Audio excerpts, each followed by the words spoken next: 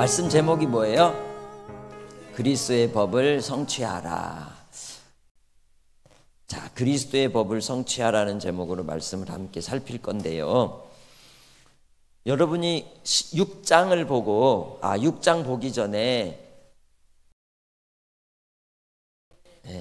그림을 딱 보면 1장, 2장, 3장, 4장, 5장, 6장으로 나눠서 갈라디아서가 얘기하고 싶은 건 뭐냐면 예수 그리스도로 말미암아 이루어진 새로운 창조된 가족, 그 가족을 통해 성령으로 사랑하게 하시는 순종의 믿음을 이야기하고 있다고 얘기를 하고 있죠. 그죠? 자지는 말고. 그래서 오늘 이 6장의 제목을 그리스도의 법을 성취하라고 하는 제목으로 잡았어요. 그리스도의 법. 그리스도의 법을 성취하라는 제목으로 6장의 내용을 살펴볼 겁니다. 저는 쭉 강해로 나갈 거예요. 재미없을 수도 있어요. 그런데 자, 예수님이 누구예요? 예수님은 어떤 분이죠? 네, 삼일체 하나님 중에 한 분이신데, 그래서 참 하나님이죠. 그럼 참 하나님만 되세요? 하나님만 되세요? 예수님은 사람의 몸을 입고 계셨던 참 인간, 그렇지, 인간이죠. 그럼 질문을 제가 할게요. 예수님이 신이 아니신 적이 있었어요? 예수님은 언제부터 계셨죠? 태초에부터? 창세 전부터. 그죠? 이 세상이 만들어지기 전부터 계셨어요. 하나님이시잖아요.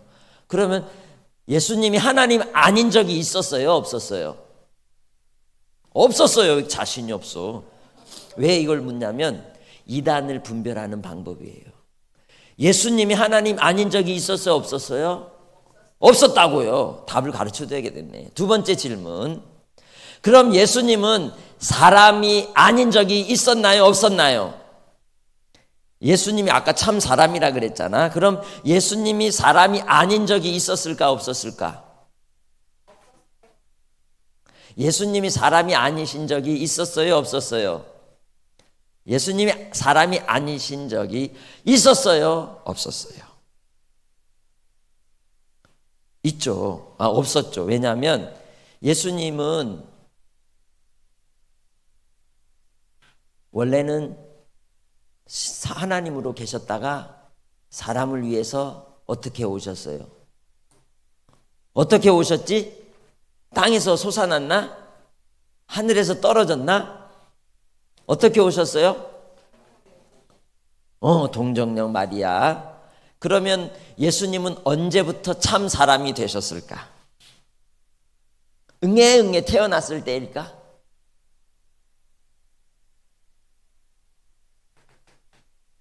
방금 얘기했어요. 누가? 언제부터? 성령으로 잉태됐을 때부터.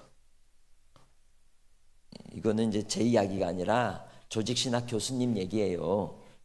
왜 이 이야기를 하냐면 어떤 사람, 옛날 어떤 이단들은 이렇게 얘기해요. 예수님이 예수라고 하는 한 아기에게 태어날 때 쏙 들어갔다가 십자가에 못 박힐 때 쏙 나왔다가 또 예수님이 부활하실 때 딱 나타났다. 이런 식으로 그걸 가연설이라고 하는데 그렇게 얘기하는 사람들이 있었어요. 근데 예수님은 그렇지 않다는 거예요. 예수님은 창세 전부터 언제나 하나님이셨고, 그리고 예수님이 동정녀 마리아로 뭐 하시고 잉태되고부터 참 사람이 되셔서 십자가에 못 박히실 때도 그러면 누가 못 박힌 거예요? 참 하나님이 못 박히신 거예요. 십자가에 못 박힐 때도 참 하나님이 고통을 당하셨고, 참 사람이신 예수님이 고통당하셨고, 참 하나님이 십자가에서 못 박혀 그 다음 어떻게 됐어요?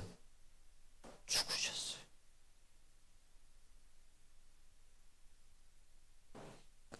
그래서 예수님이 친히 죽으신 거예요. 우리를 위해서. 사망 가운데 있는, 죄와 허물로 인해 사망 가운데 있는 우리를 건지시고 구하시려고 예수님이, 하나님이 친히 죽으시고 우리에게 예수 안에 있는 영생을 우리에게 주신 거예요. 그래서 예수 믿는 사람들에게는 무엇을 주시냐면 영원한 생명을 주시는 거죠. 그래서 예수 안에서 거듭난 사람, 예수님을 마음의 주로 모신 사람에게는 그 안에 뭐가 있냐면 예수님의 생명인 영생이 있고, 그 예수님의 생명을 가진 자로서의 표징으로 성령 하나님이 함께 하시는 거예요. 예수님이 어디에 계세요?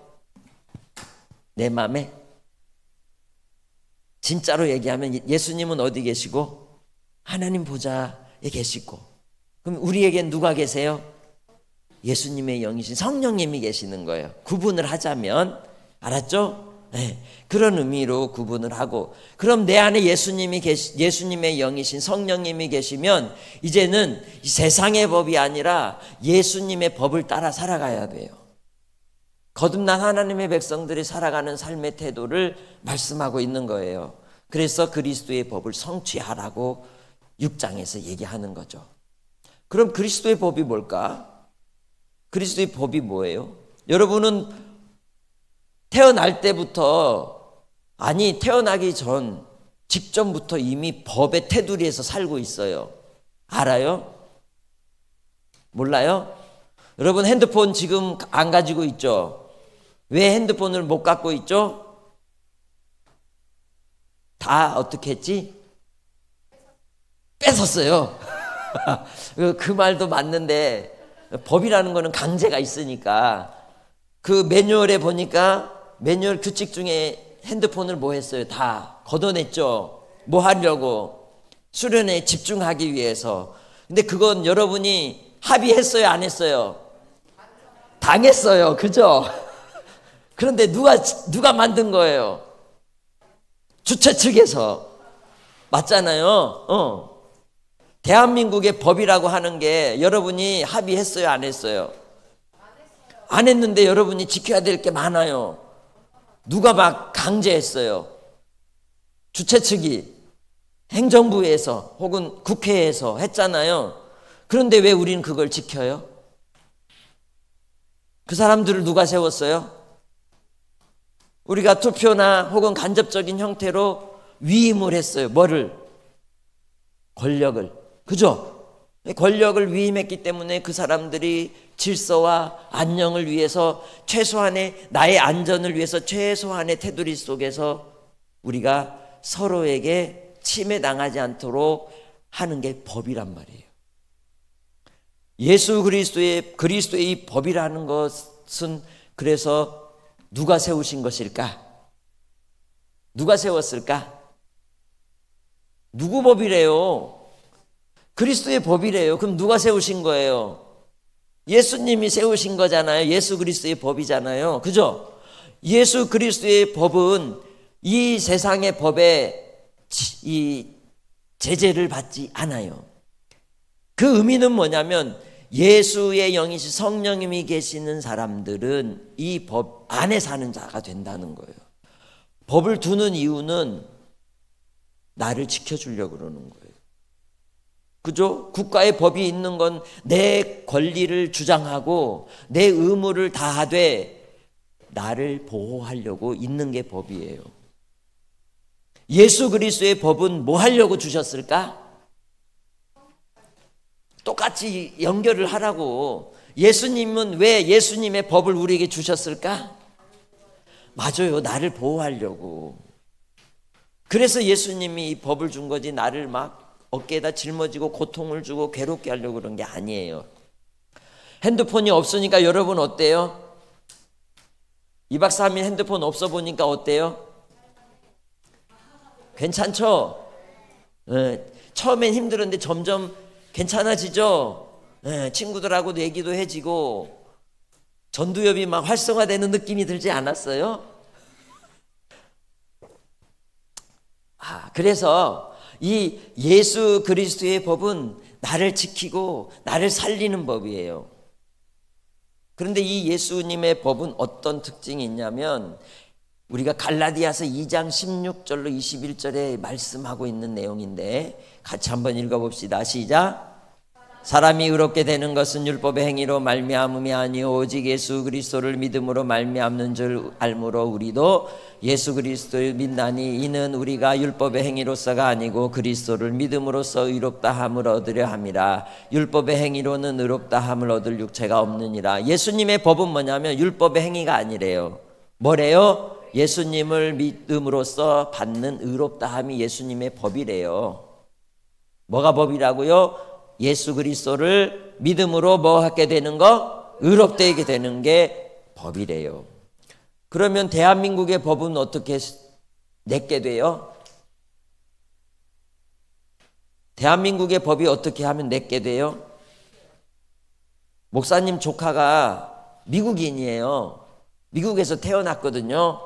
근데 이제 가끔 우리나라 오잖아요. 그러면은 얘는 뭘 좋아하냐면 그 잘라 먹는 쇠고기 뭐죠? 구워 놓는 거 스테이크 이걸 좋아해요. 김치 싫어해요. 근데 이제 조카들끼리 놀다가 가끔씩 야 너는 한국인이야 이렇게 놀려요. 그러면은 난 미국인이래. 아메리칸이래. 자신 있게. 이 친구는 미국에서 태어나서 미국 시민권을 가진 미국인이에요. 얼굴은 모양은 한국 사람인데 한민족인데 미국인이에요. 이 친구는 대한민국의 법에 영향을 받을까 안 받을까? 안 받아요. 나하고 똑같은 피를 가진 아이인데 나하고는 법이 달라. 왜? 걔는 무슨 나라 사람이니까? 미국. 우리는 대한민국이라고는 국적을 가지면 대한민국의 법에 영향을 받는 거예요. 그러니까 내가 그리스도의 법을 따라 살아가는 건 뭐냐면 내가 예수님을 믿어서 이제는 예수 믿는 예수의 나라의 사람이 되었기 때문에 그랬다는 거예요. 분명히 알아야 돼요. 나는 어느 나라 사람이에요? 하나님 나라 사람이에요. 할렐루야. 나에 대한 분명한 신분이 있어야 헷갈리지 않는 거예요. 어디를 가나 하나님의 나라 사람답게 살아요. 그러니까 조카는요 오면 얼마나 당당한가 몰라요. 미국인이라고 하는 건 어디든지 어느 나라나 다 갈 수 있잖아요. 그죠? 미국인은 엄청난 보호를 받고요 권리를 주장할 수가 있어요. 그러니까 얘는 와도 아주 그냥 한국말도 잘 못하는데 얼마나 당당한지 몰라요. 미국인이라고 하는 자존감이 커요. 우리는 하나님 나라 사람들이란 말이에요. 할렐루야. 그러니까 당당하고 담대하시라고. 성경에 보면은 365번에 걸쳐서 하는 말이 있대요. 있다고 하더라고요. 뭐냐면 염려하지 말라 그런데요. 그럼 염려하지 말라 반대로 뭐 하라고 하셨을까? 염려하지 말라의 반대가 뭘까? 따라해봐. 파레시아. 파레시아. 파레시아. 파레시아가 뭐지? 금구제일교회 친구들 담대하라. 할렐루야. 조카 얘기했잖아요. 조카가 어땠댔어요? 당당한 게 파레시아예요. 왜 염려하지 않아도 되냐면 하나님의 법 아래서 보호를 받는다니까. 이게 중요해요. 6장이 그 얘기하는 거야. 갈라디아서 6장이. 왜 율법을 따라서 할례를 행하고 율법에 정한 것과 부정한 것 음식법을 지키고 날짜를 따라서 안식일에 따라서 또 막 그 날짜 지키느라고 조심하고 왜 이래요? 보호를 못 받으니까. 안 그래요? 보호를 못 받으니까 벌벌벌 떨면서 사는 거예요. 예수 그리스도 안에 있으면 하나님의 나라의 법인 예수 그리스도의 법, 이 그리스도의 법은 나를 당당하게 하는 거예요.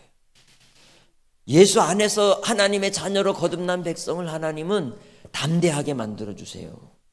내 안에 누가 계셔서? 성령님이 계시기 때문에.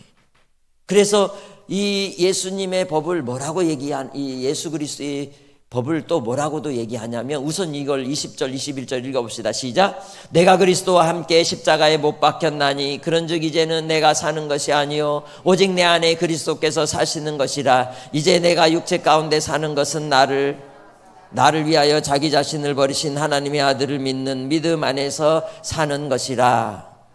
아멘. 그래서 하나님의 은혜를 패하지 않는 것은 하나님 의롭게 되는 것이 율법으로 말미암는 것이 아니라 예수를 믿음으로 말미암는 것이기 때문이다 라고 얘기하는 거예요.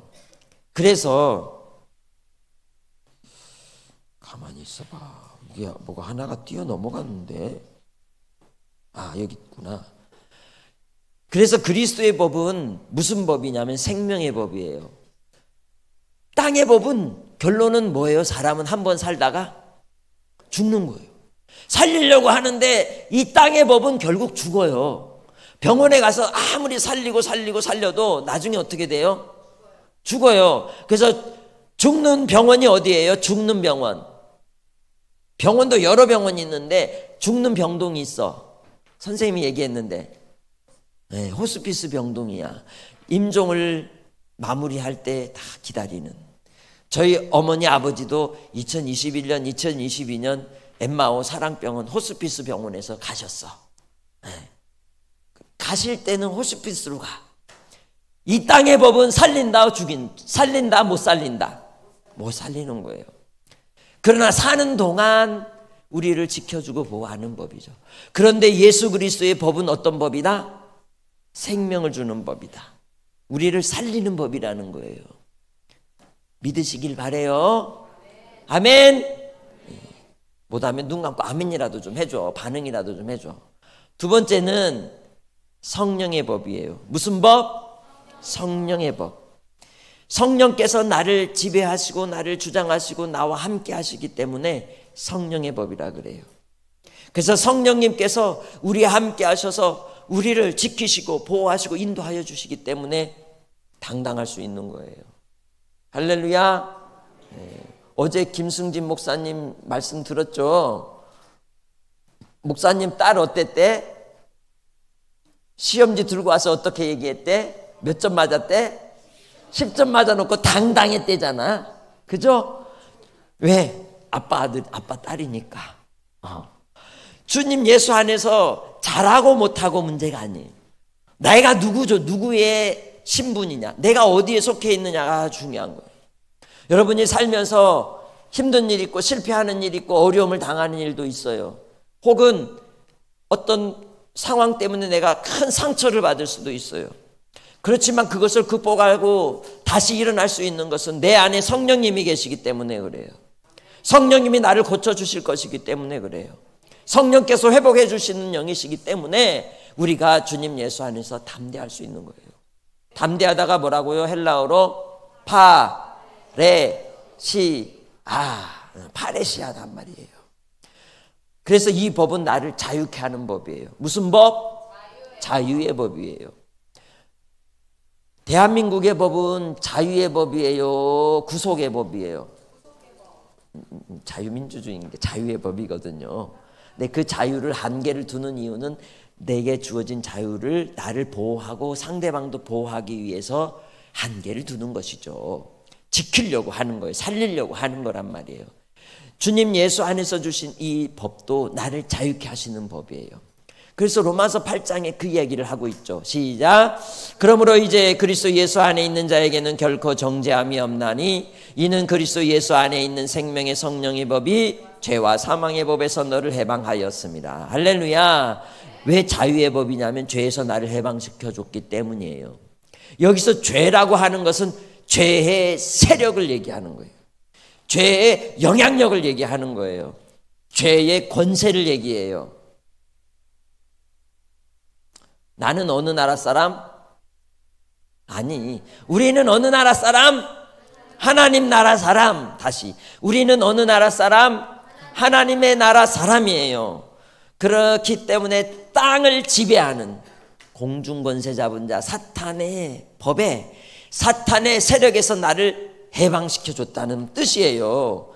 죄와 사망의 법이. 할렐루야. 내가 어디에 속해 있는지를 분명히 알아야 죄의 속임수에 넘어가지 않는 거예요. 이번 이 수련회가 참 이 첫날부터 이렇게 연결이 잘 되는데 결국은 성경적 세계관을 어떻게 우리가 가지고 살아가느냐가 아주 중요하다는 걸 가르쳐주고 있는 거예요. 그래서 우리는 자유인이에요. 할렐루야. 네, 따라해. 나는 자유인이다. 나는 자유인이에요. 그러면 자유가 있으니까 이렇게 가가지고 이렇게 해도 될까? 미안해. 이렇게 해도 돼? 기분 나쁘지? 선생님이지 목사님이지만 기분 나쁘잖아요. 물어보지도 않고 신뢰라고 말도 않고 미안해. 일제시대 때 해방이 된 뒤에 그랬어요. 해방이 되니까 사람들이 상대방의 자유를 침해하면서 내 자유인데 막 이렇게 했어요. 어릴 때 학교에서 목사님 초등학교 다닐 때 옆에 짝꿍하고, 여러분도 요즘도 그러나 요즘은 개인 책상이죠. 2개 붙어 있어 책상이. 대부분은 따로따로 있지 책상. 그때는 1개였어요. 그런데 선배들이 쓰던 책상 보면 가운데가 어떻게 생겼어? 깊이 고리패였어. 막 빡빡 긁어놨어요. 왜? 넘어오지 말라고. 넘어오면 그 지우개 내 거. 막 이러고 그랬어요. 싸울 때. 그게 자유예요? 그게 자유예요? 그건 자유가 아니에요. 오늘 그 자유가 뭔지를 6장이 얘기하는 거예요. 그리스도의 법을 성취하는 것은 생명의 법을 따라 살아가는 것이고, 성령의 법을 따라 살아가는 것이고, 자유의 법을 누리는 거예요. 내 안에 예수 그리스도께서 주신 그 자유를 따라 파레시아 하는데, 파레시아가 너무 흘러 넘쳐가지고 상대방을 침해하 상처를 입고 상대방에 해를 끼치지 않는 진정한 그리스도의 법을 이루는 방법을 소개하고 있는 거예요. 예수를 믿었으면 이렇게 살아라라고 얘기하는 것이죠. 읽어봅시다. 율법이 육신으로 말미암아 연약하여 할 수 없는 그것을 하나님은 하시나니 그 죄로 말미암아 자기 아들을 죄 있는 육신의 모양으로 보내어 육신의 죄를 정하사 육신을 따르지 않고 그 영을 따라 행하는 우리에게 율법의 요구가 이루어지게 하려 하심이니라. 육신을 따르는 자는 육신의 일을, 영을 따르는 자는 영의 일을 생각하나니 육신의 생각은 사망이요 영의 생각은 생명과 평안이니라. 아멘. 생각이 중요하댔죠. 그죠? 이걸 보면서 와, 하나님이 사람을 만드시긴 만드셨구나. 이 세상에 있는 모든 생물, 동물 중에 전두엽이 있는 피조물은 어떤 것이 있대. 어제 김승진 목사님이 얘기하고 갔는데, 혹시 원숭이, 또 전두엽이 있는 영장류는, 전두엽이 있는 이 생명체는 어떤 게 있댔어? 사람, 또 인간, 또 그랬죠. 어제 그랬죠. 전두엽은 사람만 있대요. 못 들었어? 어제 그 얘기 하던데. 맞는지 확인을 한번 해봐요. 생각이 왜 중요한지. 생각이 우리를 하나님의 사람답게 살기도 하고 땅의 사람으로 죄의 굴레 속에 살아가게 하기도 한다는 거예요. 그래서 우리는 생명의 법, 성령의 법, 자유의 법을 제대로 알아야 그 법을 따라 하나님의 뜻을 이루는 자로 살 수 있는 거예요. 할렐루야. 그래서 주의 말씀을 따라서 우리에게 주시는 그 법이 뭐냐면, 첫 번째, 그러기 전에 여러분 앞에 있는 교재에서 3가지를 좀 찾아보면 좋겠어요.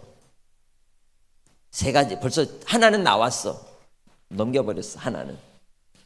2개는 한 단어 돼 있고 하나는 3단어예요. 두 개는 한 단어, 한 글자, 또 하나는 3글자. 6장에서 가지고 있어라, 져라, 혹은 짊어지라 이렇게 얘기하는 게 있는데, 한번 그걸 찾아봐요. 뭐를 얘기하고 있나? 한 글자. 짐. 또 십자가. 아유, 애들이 찾아야 되는데.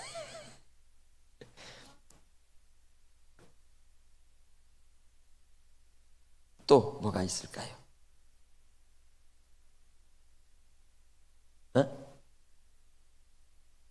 춥대요. 에어컨 좀 조정해 주세요.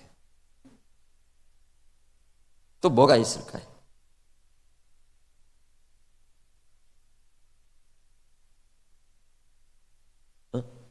한 글자, 한 글자. 한 글자. 행하라. 뭘 행하라? 네, 선. 세 가지를 할 거예요. 짐, 선, 십자가. 끝이에요. 그러면 그리스도의 법을 성취하는 데 있어서 짐을 지라고 말씀했어요. 그런데 이 짐을 지라고 하기 전에 1절 말씀에 보면 1절 말씀을 통해서 이야기하는 바가 뭐예요? 죄에 대한 이야기를 하고 있어요. 6장 1절 말씀 한번 여러분 읽어볼까요? 시작.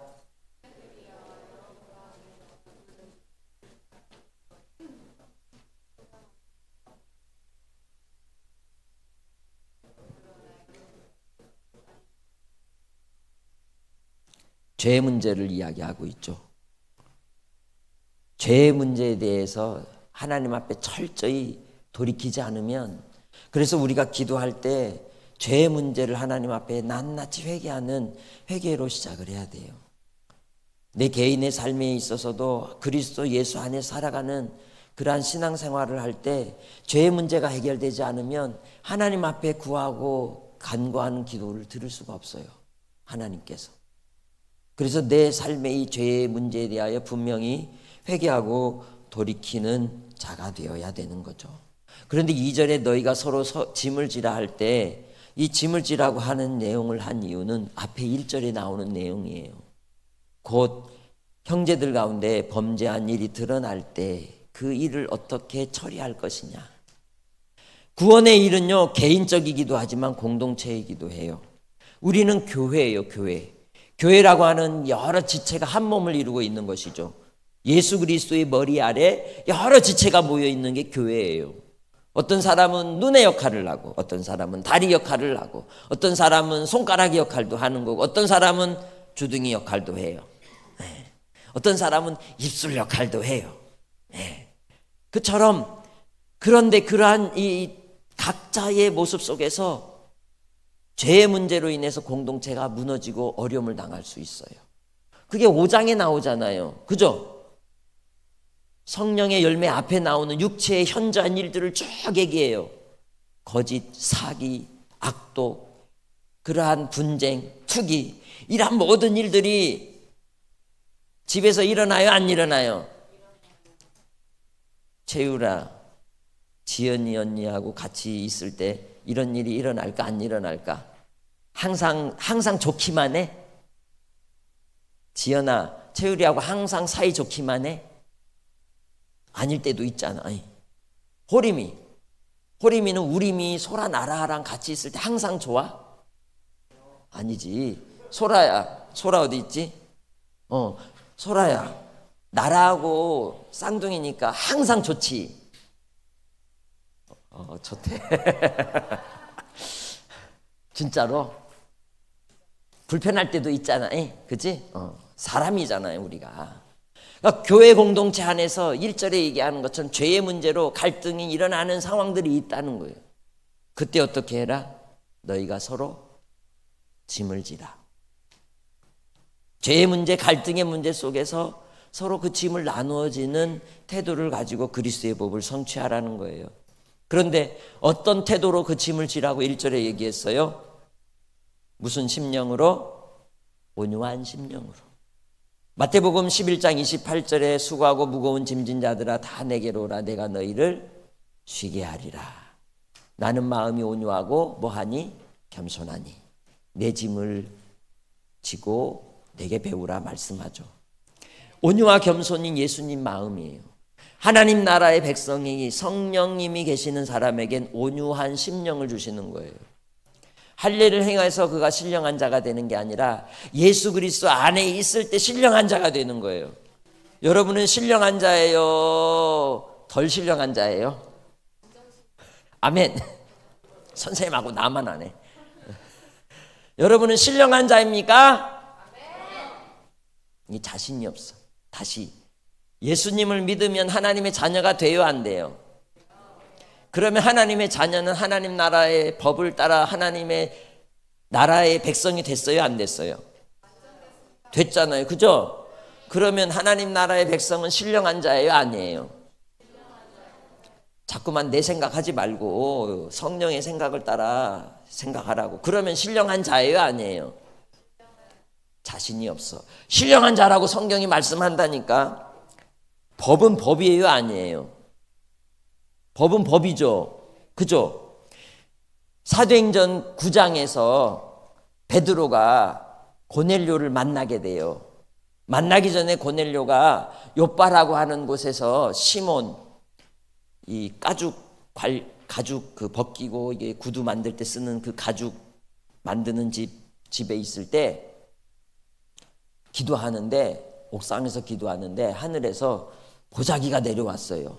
근데 보자기 위에 4발 가진 짐승, 새, 막 동물이 있는데 부정한 짐승들이에요. 그건 잡아먹으면 돼요, 안 돼요? 안 되는 것들이에요. 그런데 하나님이 뭐라 그래요?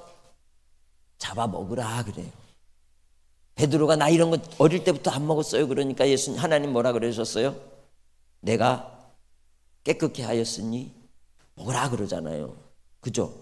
누가 하시면, 하나님이 하시면 깨끗게 되는 거예요. 하나님이 신령하다 하시면 신령해지는 거예요. 누가 내 안에 계시는데? 성령님이 계시잖아요. 신령하다는 게 뭐예요? 하나님의 영이 있는 사람 아니에요? 신령이? 그죠? 여러분 안에 성령이 계셔요, 안 계셔요? 그러면 여러분 신령한 사람이에요, 아니에요? 맞다니까.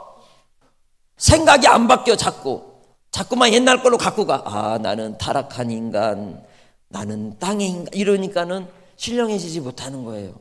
그런데 이미 하나님께서 예수 그리스도를 통해서 우리를 새롭게 창조하셨어요. 신령한 자로. 믿으라고. 뭐 하라고? 믿으라고 말씀하신 거예요. 그래서 바로 교회 공동체 안에 신령한데 뭐 한 자들이 있어요? 뭐 한 자들이 있어요? 짐 되는 사람들이 있어. 그게 1절이야. 꼭 같이 일을 해야 되는데 꼭 짐이 돼갖고 상대방이 이걸 들어줘야 돼. 그러면 이제 그 사람 뒤에는 누가 따라다녀야 돼요?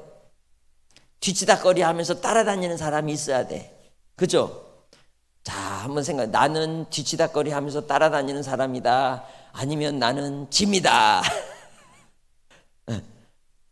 예수 그리스도 안에서 생명을 살리는 일을 위해서 여러분은 짐을 지는 사람이 되시길 바랍니다.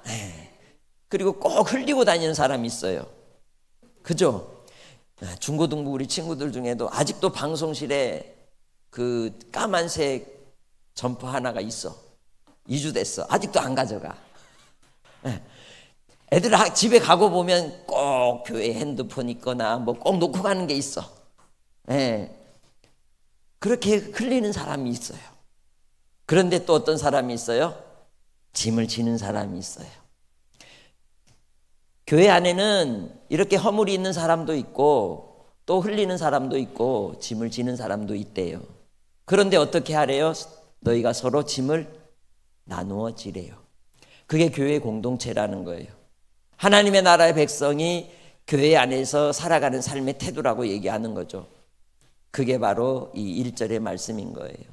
무슨 범죄한 일이 드러날 때 그 일에 대하여 온유한 심령으로 그를 바로잡고 자신을 살피고 시험받을까 두려워하라고 말씀하는 거예요. 왜냐하면 우리는 죄의 세력 안에 있는 자들이 아니기 때문에 그래요. 혹 죄의 세력이 우는 사자같이 삼킬 자를 찾아서 두루 우리를 잡아 삼키려는 것처럼 할지라도, 혹 우리가 죄의 허물에 넘어졌을지라도 우리는 다시 예수 안에서 우리를 바로잡고 바로 서는 자가 되어야 하는 거예요. 그러니까 누군가가 나에게 권면할 때 콧방귀 끼지 말고 그 말을 듣고 돌이키는 자가 되시기를 바랍니다. 2절부터 읽습니다. 시작. 너희가 짐을 서로 지라 그리하여 그리스도의 법을 성취하라. 아멘. 그래서 짐을 나눠주라고 말씀하는 거예요. 3절, 만일 누가 아무것도 되지 못하고 된 줄로 생각하면 스스로 속임이라. 공동체가 그냥 되지 않는다는 거예요. 주님 안에서 누군가가 서로 짐을 지어주고 나눠주고 수고할 때 가능하다는 거예요. 그래서 본인 자신에게는, 나 자신에게는 4절 시작, 각각 자기의 일을 살피라. 그리하면 자랑할 것이 자기에게는 있어도 남에게는 있지 아니하리니 각각 자기의 짐을 질 것이라. 우리가 우리에게 주어진 삶의 자리에서 주님 앞에서 항상 서는 믿음의 우리 친구들이 다 되시기를 주의 이름으로 축복합니다. 그래서 짐이 되는 자, 짐을 놓는 자, 그리고 짐을 지는 자. 허물과 죄를 위하여 예수님이 십자가에 못 박혀 죽으셨을 때 십자가에서 하셨던 가상칠언 가운데 아버지여 그들의 죄를 뭐하여 주옵소서? 용서하여 주옵소서. 그래서 바로 이 짐을 지는 건 뭐냐면 용서예요. 뭐라고요? 용서예요. 주기도문에서도 예수님이 뭐라 그랬어요? 우리가 우리에게 죄 지은 자를 사하여 준 것 같이 우리 죄를 사하여 주옵시고 라고 기도하라고 하셨죠. 짐을 지는 방법은 뭐다? 용서다. 긍휼로서 용서하는 그러한 공동체를 통해서 성령의 열매가 맺는 거예요. 그것이 그리스도의 법을 성취하는 방법이에요. 두 번째는 뭐예요? 선을 뭐하라? 행하라. 근데 이 선도 넘는 자가 있어요. 두 번째는 뭐예요? 심는 자. 세 번째는 쌓는 자.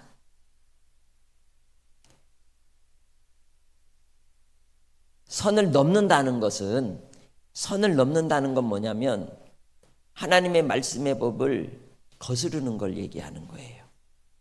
결국은 그는 뭐 하는 자가 되냐면 짐이 되는 자예요. 그렇죠? 앞으로 가서 짐이 되는 자인 거죠. 그리고 이 선을 심는 자, 선을 행하는 자는 어떤 자라고 이야기를 하느냐. 8절부터 읽어봅시다. 시작. 가르침을 받는 자는 말씀을 가르치는 자의 모든 좋은 것을 함께하라. 스스로 속이지 말라. 하나님은 업신여김을 받지 아니하시나니 사람이 무엇으로 심든지 그대로 거두리라. 자기의 육체를 위하여 심는 자는 육체로부터 썩어질 것을 거두고 성령을 위하여 심는 자는 성령으로부터 영생을 거두리라. 우리가 선을 행하되 낙심하지 말지니 포기하지 아니하면 때가 이름에 거두리라. 바울 사도가 갈라디아 교회를 혼냈잖아요. 그죠? 응? 혼내고 이 말씀하는 것 중에 이 부분이 뭐냐면, 이 부분, 가르침을 받는 자는 말씀을 가르치는 자와 모든 좋은 것을 함께하라. 바울 사도가 갈라디아 교회를 세웠어요. 그런데 이 갈라디아 교회가 사도를 유대인들이 와서 헷갈리게 하니까, 거짓 복음을 들으니까 바울을 사도로 인정을 하지 않았어요. 그리고는 이제 바울 사도의 사역에 회방꾼들이 되고 선교의 후원이나 동역이 되지 않았던 거예요. 그래서 그들이 선을 행하는 그 선은 가르침을 받는 자와 가르치는 자가 함께 좋은 것을 함께 하는 거라고 얘기를 하는 거예요.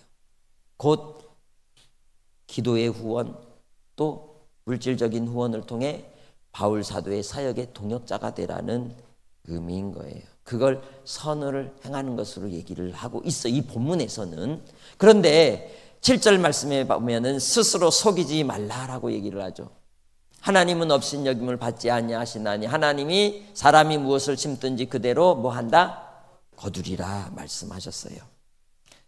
그래서 이 말씀이 마태복음 12장 33절로 37절에 예수님도 이렇게 말씀하시죠. 시작. 나무도 좋고 열매도 좋다 하든지 나무도 좋지 않고 열매도 좋지 않다 하든지 하라. 그 열매로 나무를 아느니라. 독사의 자식들아 너희는 악하니 어떻게 선한 말을 할 수 있느냐. 이는 마음에 가득한 것을 입으로 말함이라. 선한 사람은 그 쌓은 선에서 선한 것을 내고 악한 사람은 그 쌓은 악에서 악한 것을 내느니라. 내가 너희에게 이르노니 사람이 무슨 무익한 말을 하든지 심판날에 이에 대하여 신문을 받으리니 내 말로 의롭다 함을 받고 내 말로 정죄함을 받으리라. 그래서 다시 전두엽을 생각하게 됐어요. 이 말씀을 들으면서 우리가 뭘 보고 듣고 생각해야 되는지를 참 이제 목사님이 참 은혜를 많이 입었어요. 이번 수련회 때. 아, 내가 보는 것이 쌓는 거구나. 내가 듣는 것이 쌓는 거구나. 내가 생각하는 것이 내게 쌓이는 거구나. 예수 그리스도 안에서 하나님의 자녀가 된 사람은 생명의 법을, 성령의 법을, 자유의 법을 따라 보고 듣고 생각해야 되는데 여전히 땅의 것을 보고 땅의 것을 생각하고 육체의 일을 따라서 우리가 살아가기 때문에 안 된다는 거예요. 그래서 우리 안에 죄의 세력이 나를 끌고 다니는 거예요. 나를 속이는 자가 속이는 것이 되는 거죠. 그러니 선을 행하라는 말씀은 뭐냐? 주 예수 그리스도 안에서 주의 말씀을 내 안에 쌓으라는 말씀인 거죠. 할렐루야. 하나님의 말씀을 여러분의 심령 가운데 쌓으시기를 주님의 이름으로 축복합니다. 세 번째는 뭐라 그랬어요? 십자가. 바울 사도가 십자가를 갈라디아서에 계속 얘기를 해요. 바울 사도의 사역은 온전히 다 십자가예요. 그런데 십자가에도 세 가지 종류의 사람이 있어요. 첫 번째는 어떤 자? 버리는 자. 두 번째는 박히는 자. 세 번째는 흔적을 가진 자. 바울 사도가 앞에 부분 선을 행하라 부분에서 10절 말씀 보면 6장 10절 말씀에 보면 그렇게 선을 행하는데 믿음의 가정들에게 더 행하라고 말씀하죠. 믿음의 공동체 안에서 이 선함이 드러날 것을 얘기하고 있습니다. 그리고 11장에 이제 이 십자가에 대한 내용에 보면 11절에 내 손으로 너에게 이렇게 큰 글자로 쓴 것을 보라. 무릇 육체의 모양을 내려 하는 자들이 억지로 너희에게 할례를 받게 함은 그들이 그리스도의 십자가로 말미암아 박해를 면하려 함뿐이라 이야기하고 있어요. 이 사람들은 뭐 하는 사람들이에요? 아까 세 가지 중에 십자가를 뭐 한 사람들? 버린 사람들. 할례를 행한다, 율법을 행한다는 건 십자가를 버리는 걸 얘기하는 거예요. 그래서 그 당시에는 박해를 면하려고 십자가를 버린 사람들이 있었다는 거예요. 여러분은 국가에서 법으로 만약에 학교에 다닐 때 성경책 갖고 다니면 안 돼 하면 성경책 가지고 다닐래요? 안 가지고 다닐래요? 목사님은 고등학교 2학년 겨울에 예수님 믿고 고3 때 성경책을 가지고 다니면서 학교에서 성경책 읽었거든요. 그래서 제가 이 성경책을 읽고 있으면 친구가 와가지고 막 이렇게 하고 그러면서 주먹을 딱 내밀어요. 뭐라 그러면서 내밀었다 그랬어요? 작년에 얘기했는데 하나님을 믿느니 내 주먹을 믿는다 이러면서 그랬던 친구가 있었어요. 그때는 성경을 읽는데 고3 때 얼마나 성경을 읽는데 입에서 단맛이 막 날 정도로 정말 말씀이 재미있었어요. 너무 좋았어요. 하나님의 은혜 아래서 십자가를 버리는 사람들이 있어요. 분명히. 중국에는 교회들을 엄청나게 박해를 했거든요. 몇 년 전에 시진핑이 이 영구 집권을 하려고 교회의 십자가를 다 불태워버렸어요. 근데 제일 시범적으로 불태운 데가 우한에 있는 교회였어요. 우한에서 뭐가 시작됐지? 코로나. 아이러니하게도 이렇게 연관이 있어요. 그리고는 중국에 있는 교회 성도들이 다 숨어 들어가게 되었어요. 그런데 십자가를 무너뜨리고 교회를 폐쇄시키기 전에 먼저 한 일이 있었어요. 그건 뭐냐면 교회에서 예배드리기 전에 공산당에 충성 맹세하는 서약을 하는 걸 하고 예배를 드리게 했대요. 그리고 교회당에 시진핑의 사진을 걸어놨어요. 자, 그러면 이 잘한 거예요. 잘한 거예요. 자, 이러면 여러분은 하라는 대로 할래요? 어떨 것 같아요? 아마 하라는 대로 할 사람이 많을걸요. 그죠? 몇 년 전에 중국에서 그런 일이 있을 때 경찰 출신이 우리나라에 신학 공부를 하려고 오셨었어요. 그러니까 하는 이 목사님 교회에 초대를 해서 왔는데 이분이 격한 다툼을 하고 떠났어요. 떠난 이유가 뭐냐면 우리나라 목사님이 교회에 시진핑 액자 걸어놓으면 안 됩니다. 예배 드리기 전에 충성 맹세하는 거 그건 하나님이 기뻐하지 않는 겁니다 하니까 이 사람이 막 중국 그 장로님이 막 화를 내는 거예요. 왜? 중국이라고 하는 나라 안에서 일어나는 그 법에 대해서 인정을 하는 거죠. 국가에 대한 충성인데 그걸 왜 종교 신앙하고 연결을 합니까? 하면서 다투다가 떠났어요. 일제시대의 신사참배, 교회에서 신사참배 행위를 하고 그 다음 예배를 드렸었어요. 대한민국의 많은 교회가. 그죠? 그런데 신사참배를 거부하다가 소수의 크리스찬들이 옥고를 치르고 감옥에 갇혔어요. 평양의 산정연교회 목사님이었던 주기철 목사님은 대못을 박아놓은 판자 위를 걷게 하고 독이 오르고 병이 걸려서 결국은 돌아가셨어요. 신사참배를 거부하다가. 여러분은 코로나를 지나갔잖아요. 그죠? 코로나 법 잘 지켰어요? 그냥 나라에서 지키려니까 막 지켰죠? 그죠? 교회에서 그 위생수칙 막 하고 할 때 지켰죠? 그런데 식당 가서 밥 어떻게 먹었어요? 식당에 가서 마스크 쓰고 먹었어요? 식당 가서 마스크 쓰고 먹었어? 그럼 밥은 어떻게 먹었어? 우리는 코로나 시기를 지나면서 참 그리스도인의 삶이 무엇인지를 한번 고민을 해봤어야 돼요. 국가적으로 통제하는 그러한 법들이 위생 혹은 규율을 위한 것일 수도 있지만 얼마든지 교회를 통제할 수 있는 수단이 될 수도 있다는 생각은 한 번쯤은 해봤어야 돼요. 왜? 생각을 하지 않으면 우리가 속아버리기 때문에. 잘했다 잘못했다 얘기가 아니라 생각을 하지 않으면 우리는 언제든지 땅의 법에 굴복하게 된다는 거예요. 그래서 우리가 땅의 법에 그대로 동조하게 되면 어느 순간 대한민국에는 교회가 하나도 존재하지 않은 때가 올 수도 있어요.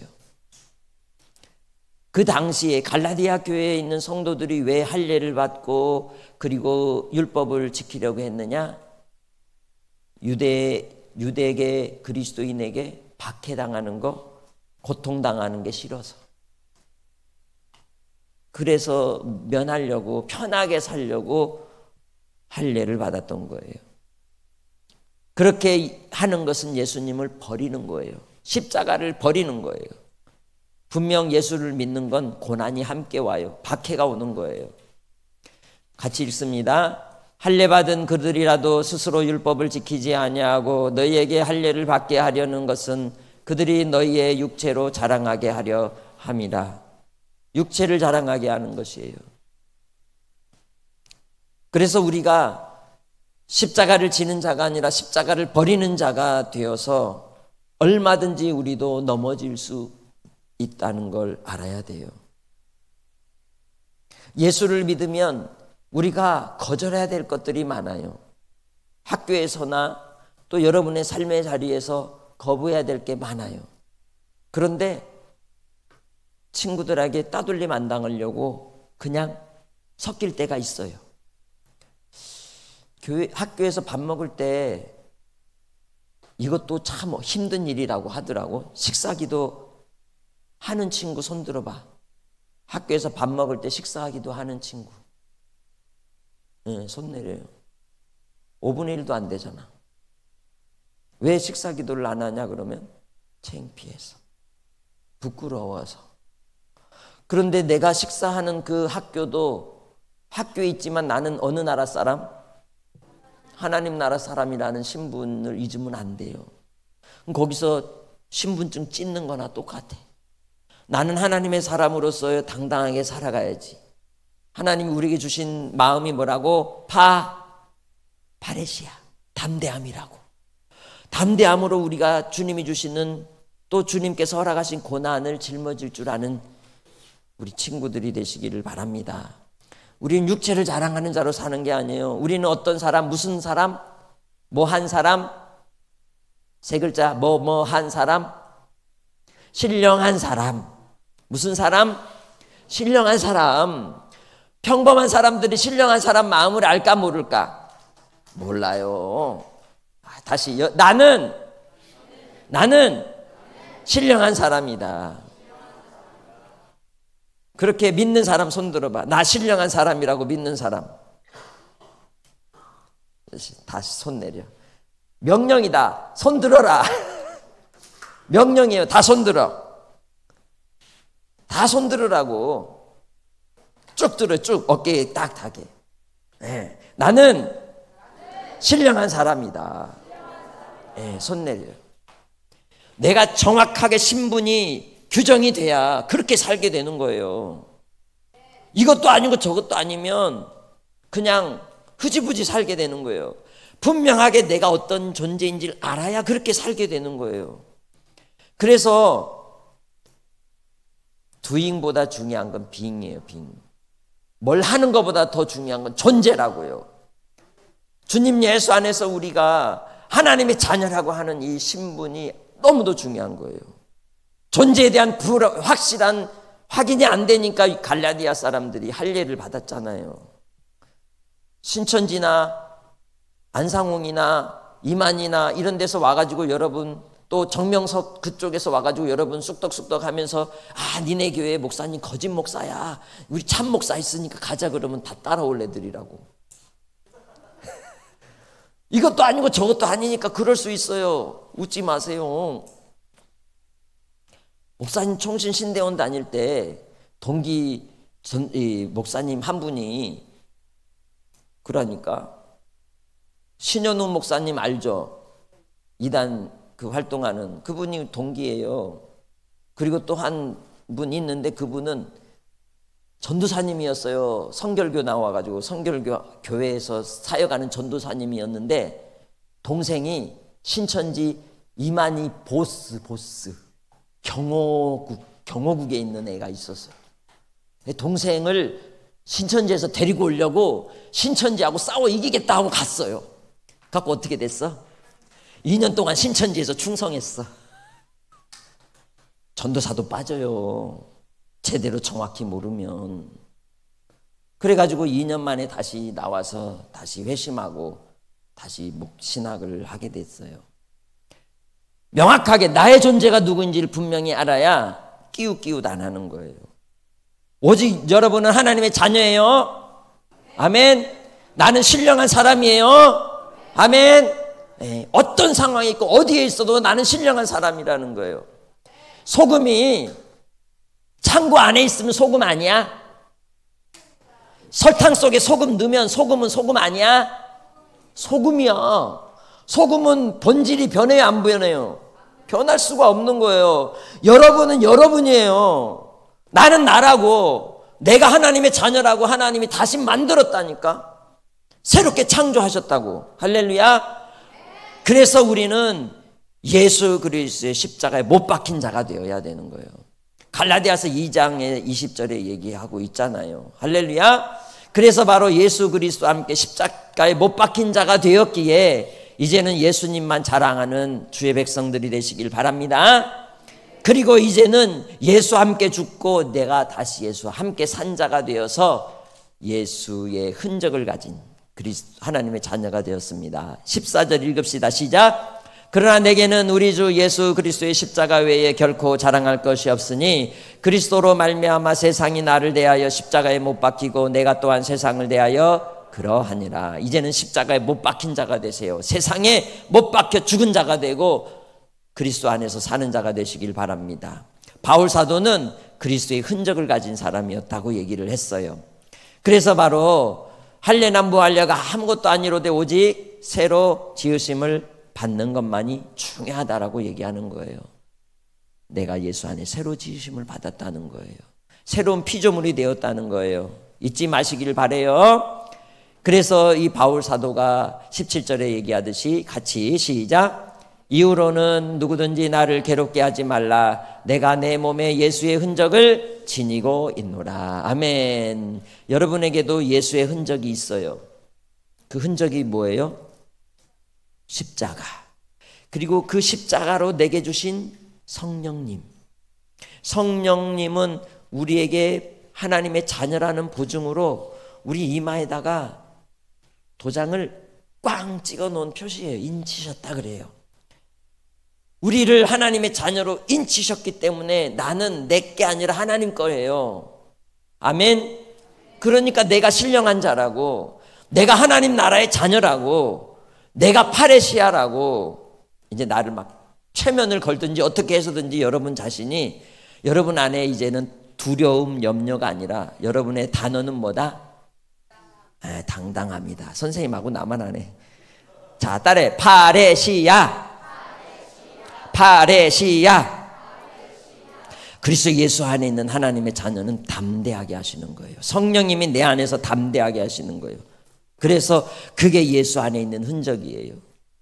어떤 사람은 보면 가진 것 없는데 가진 것처럼 보이는 사람 있죠. 네. 그 사람 참 초라해 보이는데 초라해 보이지 않는 사람이 있어요. 그걸 뭐라 그러냐면 품위라 그래. 품위. 예수 안에 있는 사람은요, 그러한 파레시아의 품위가 있어요. 여러분이 있는 그 자리에서 주의 영이신 성령님이 함께 하시면 그러한 품위가 나타나는 거예요.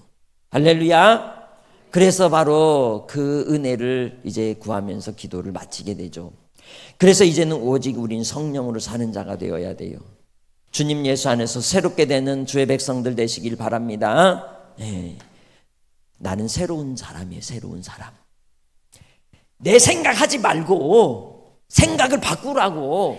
자, 이제 과거 거 빼요. 뺍니다. 알았죠? 자, 이걸 빼요. 나는 지지리도 못난 놈 빼세요. 알았죠? 자, 나는 참 무능한 놈 빼세요. 하고 못하고가 아니라고. 존재가 중요하다고. 알았어요?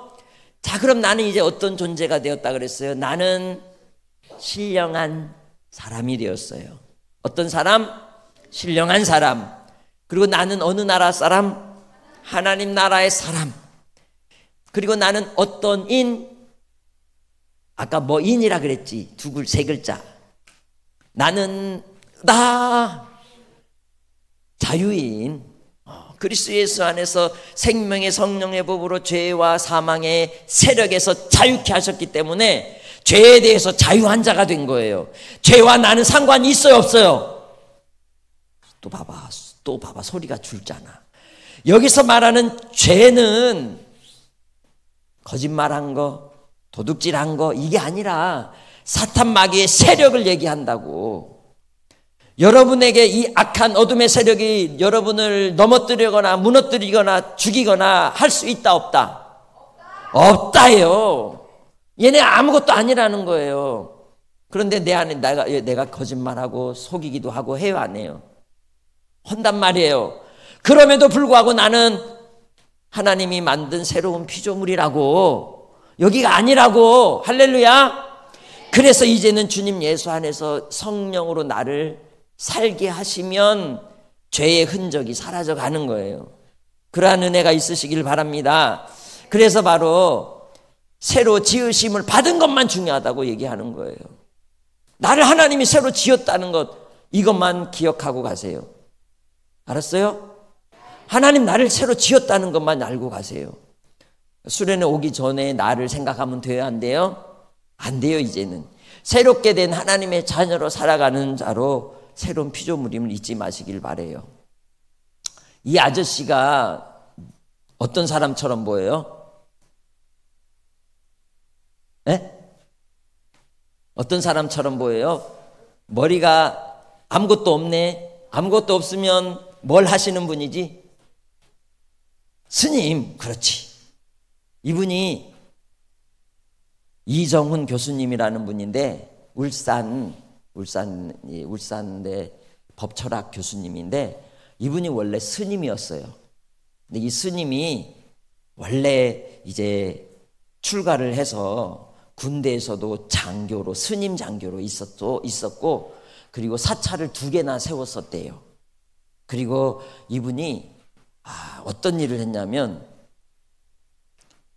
동국대학교가 무슨 대학교냐면 불교에 세운 대학교죠.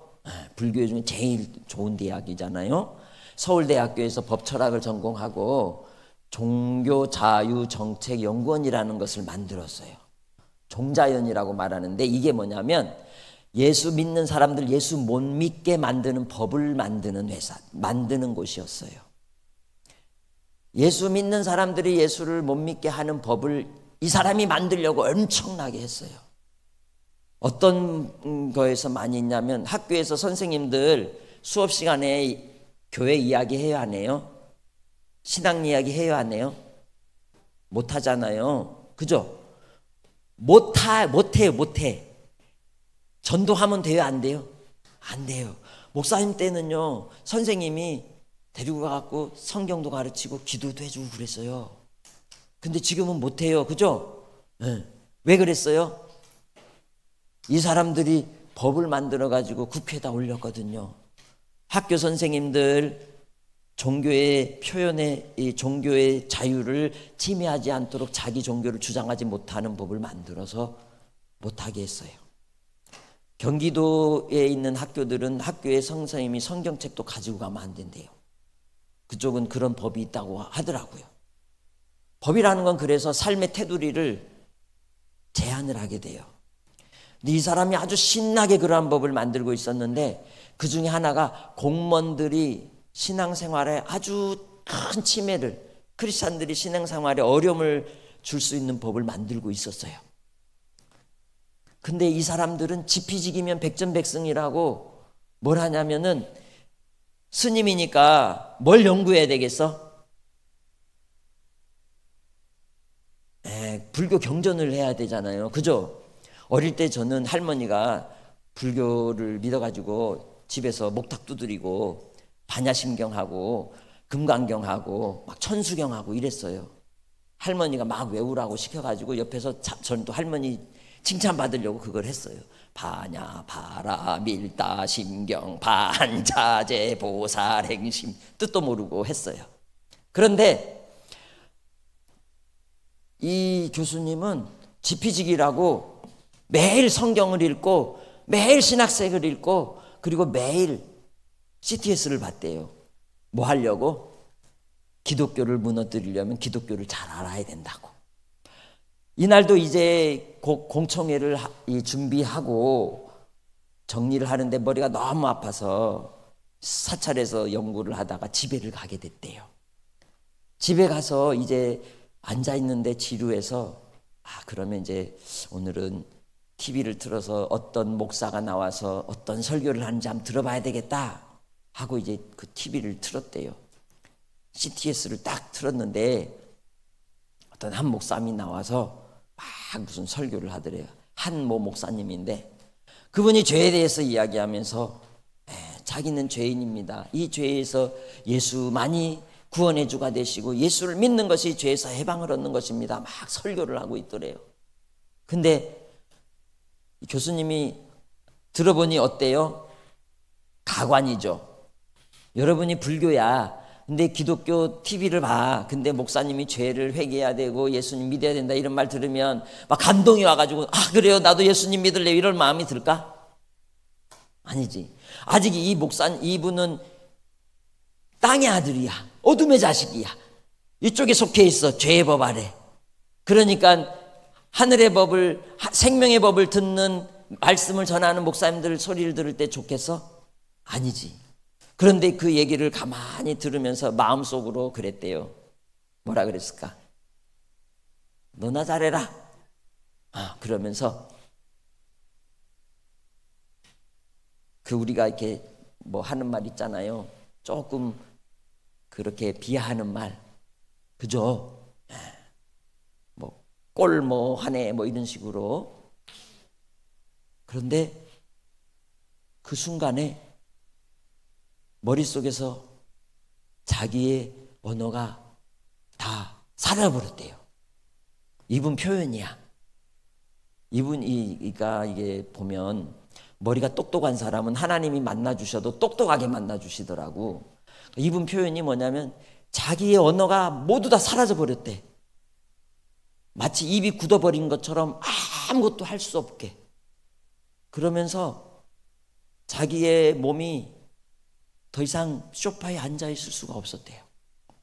뭔가 엄청난 분이 자기를 짓누르는 느낌이 드는 거예요.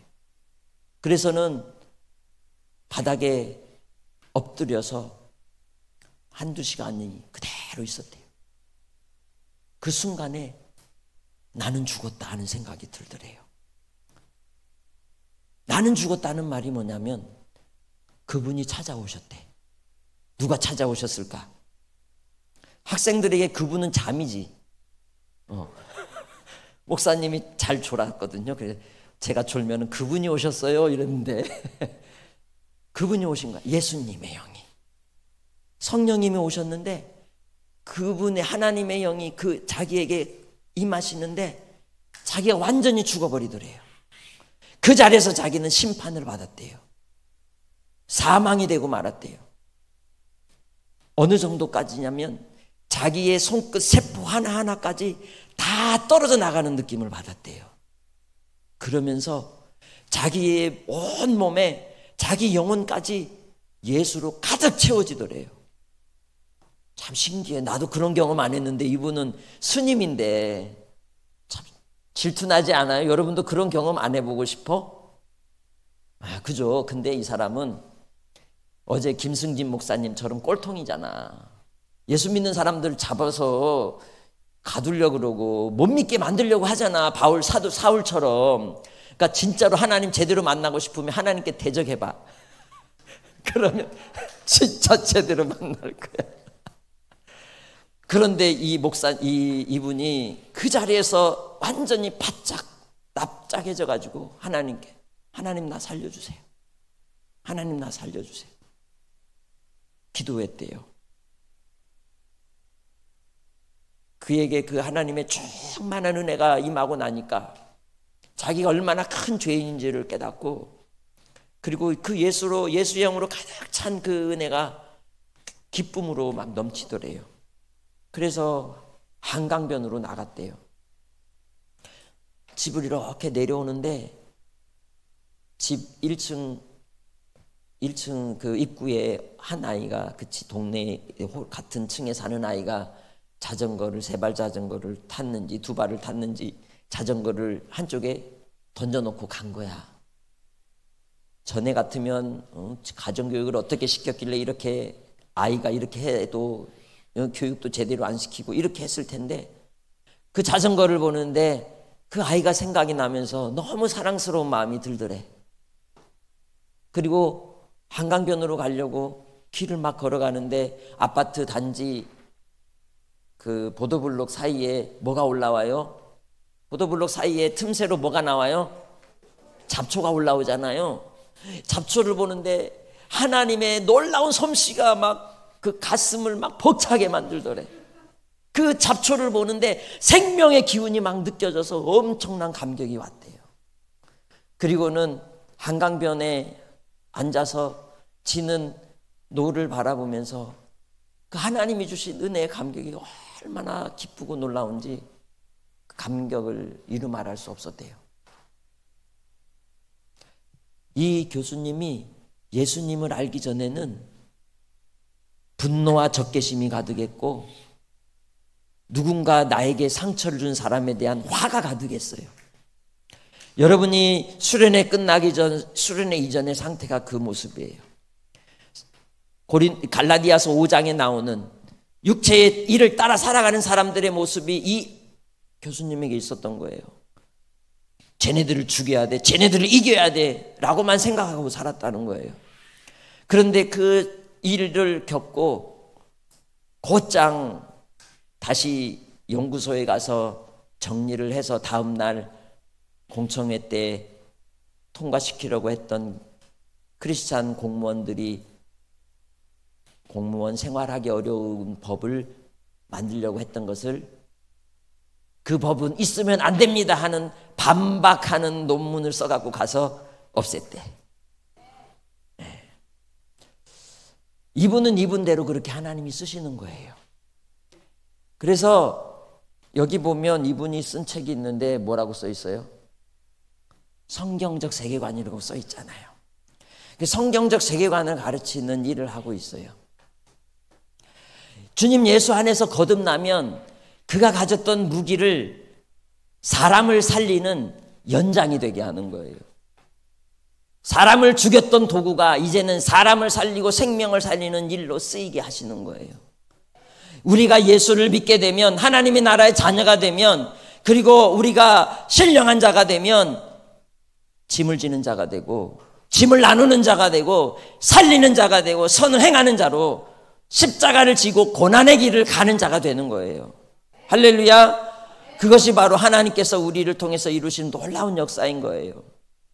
그래서 로마서 8장 31절에서 39절에 우리에게 주시는 말씀이 있어요. 이 부분이 빠졌는데 우리 로마서 8장 26절 말씀에 보면 하나님을 사랑하는 자, 곧 그 뜻대로 부르심을 입은 자들에게는 모든 것이 합력하여 선을 이룬다. 여러분의 인생이 무너진 것 같고 부서진 것 같고 시련이 있는 것 같아도 결론은 선이에요. 하나님이 좋다 하신단 말이에요. 하나님이 기뻐하신다는 거예요. 여러분의 삶의 자리에서 주 예수 그리스도를 구주로 믿고 산다면 하나님께서 우리를 통해서 새로운 피조물의 삶을 살 수 있게 해주신다는 걸 주님께로 믿고 의탁하며 사는 우리 친구들이 되시길 바랍니다. 이어령 교수님이라는 분이 계세요. 이어령 교수님이 작년에 소천하셨는데 이분이 안티크리스찬이었어요. 그래서 예수 믿는 사람들을 공격하고 반박하는 글을 엄청 많이 썼어요. 정말 질색했던 분이었어요. 그런데 그의 딸 이미나 목사님을 통해 예수님을 구원의 주로 믿게 되었고, 그가 죽기 직전까지 많은 글을 썼어요. 그 중에 그분이 돌아가시기 직전에 구술로 위암 투병을 하면서 진통제 혹은 마약성 진통제를 몸에 붙이지 않고 그 고통을 감내하면서 쓴 마지막 글이 뭐냐면, 따라해볼까? 이거 써놔. 따라해봐요. 생명은 자본이다. 생명은 자본이다. AI 시대에 4차 산업혁명 시대에 진정 살아남는 사람이 누굴지 아세요? 누군지 아세요? 크리스찬이에요. 예수의 생명을 가지고 있기 때문에 그래요. 그 어떤 인공지능도 예수 생명과는 생명은 만들 수가 없는 거예요. 영원한 하나님의 나라의 생명을 가진 자들을 통해 생명 살리는 산업이 나타날 거라고 이어령 교수님이 마지막 유언처럼 해요. 이 시대 속에서 크리스찬들이 이 시대를 변화시키고 변혁시키고 새롭게 하는 일에 쓰임 받게 될 것이라고 얘기를 하는 거예요. 우리가 이 땅의 삶을 살아갈 때 여러분이 어떤 진로의 문제로 고민하고 염려하지만 염려할 것 없어요. 하나님이 선을 이루실 것이기 때문에. 그렇기 때문에 주님 예수 안에서 내가 있는 자리에서 짐을 지고 선을 행하며 십자가를 지고 끝까지 하나님이 부르신 부르심의 상을 위해 달려가는 하나님의 자녀들이 다 되시길 바랍니다. 로마서 8장에 얘기하듯이 따라해 사망이나 생명이나 높음이나 깊음이나 다른 어떤 피조물도 그리스도 예수 안에 있는 하나님의 사랑에서 끊을 수 없으리라. 할렐루야. 하나님의 사랑 안에서 우리가 그리스도의 법 안에 우리를 지켜주시기 때문에 여러분이 이후의 삶을 살아갈 때에 파레시아로 사시기를 바랍니다. 그리고 이 모든 일들이 주님을 향한 사랑을 통해서 열매를 맺게 되는 줄 믿습니다. 이것만 읽고 기도합시다. 따라해 봅시다. 거듭난 양심으로 나를 사랑하여 회개의 열매를 전심으로 하나님을 경외하여 성령의 열매를 진심으로 이웃을 사랑하여 의의 열매를 맺는 우리 친구들이 되시길 바랍니다.